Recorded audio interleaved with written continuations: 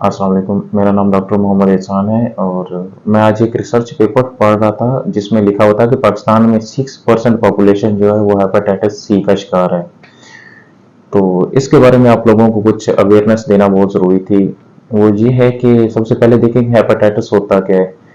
जिगर की सोजिश का नाम हेपेटाइटिस है और जहाँ पे इसकी बहुत ज़्यादा दूसरी वजूहात भी हैं, उसमें से पाकिस्तान में इस वक्त सबसे कॉमन और आम वजह जो है वो ये है कि हेपेटाइटिस सी वायरस।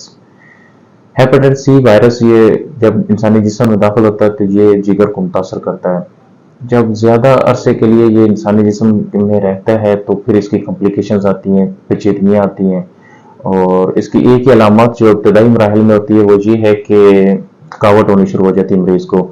और चूंकि आजकल हर दूसरा बंदा ही थकावट का शिकार है, टायर्डनेस है, फैटीग है, तो इस चीज़ को बिल्कुल बोदर नहीं करता क्या है कि उसके जिस्म में कहीं हेप सी वायरस तो नहीं हो चुका। लेकिन बहुत कुछ लोग ये पूछते हैं कि डॉक्टर साहब ये हमारे जिस्म में दाखिल कैसे होता है, कैसे ये ट्रांसमिशन होती है इसकी। तो उसमें ये है कि हम आजकल चूंकि ब्लड ट्रांसफ्यूजन जो होती है मोस्टली अनस्क्रीन्ड ब्लड लगाने की वजह से, अगर किसी मुतासर पर्सन का, अफेक्टेड पर्सन का अनस्क्रीन ब्लड किसी दूसरे रेसिपिएंट को लगा दिया जाता है तो वो एक पर्सन से दूसरे पर्सन में हेप सी ट्रांसफर हो जाता है। और जो कॉमन वजूहत दूसरी है वो ये है कि sharing of needles, syringes and किसी इन्फेक्टेड पर्सन का यूज्ड ब्लेड जो है वो अगर कोई हेल्दी पर्सन इस्तेमाल करता है तो उसमें भी हेप सी हो जाएगा। शेविंग ब्लेड्स होते हैं वो वाले। और बाज़ ये होता है कि आजकल जनरेशन में जो कि टैटू बनाने का बहुत ज़्यादा ट्रेंड है।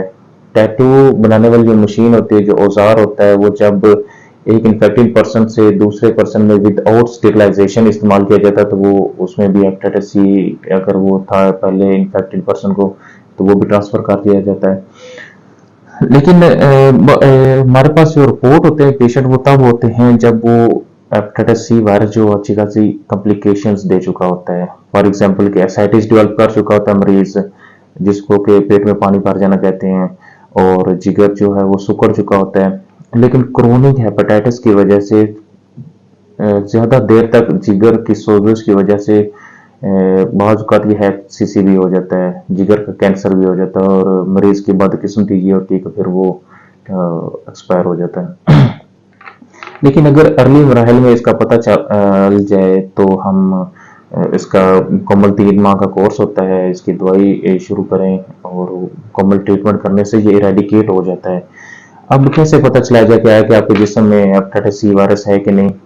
तो आम सा एक सस्ता सा टेस्ट होता है, स्क्रीनिंग होती है, बाई किट होती है, वो आप बाजार से किसी भी मेडिकल स्टोर से खरीद लें। किसी हॉस्पिटल में चले जाएं या किसी डॉक्टर के पास चले जाएं, बोले कि मैंने हेपेटाइटिस सी का टेस्ट करवाना, तो वो आपका टेस्ट कर देगा, स्क्रीनिंग कर देगा। और अगर स्क्रीनिंग पॉजिटिव आई है तो नेक्स्ट हम चले जाएंगे उसके पीसीआर की तरफ। पीसीआर करवाएं जो कि ऑथेंटिक टेस्ट है इसका और बहुत अच्छा सेंसिटिव माना जाता है। पीसीआर में हम ये देखते हैं क्या है कि हमारे जिस्म में हेपेटाइटिस सी वायरस के कितना लोड कितना है, जरासीम कितने मौजूद है, उसके मुताबिक फिर मेडिसिन शुरू की जाती है।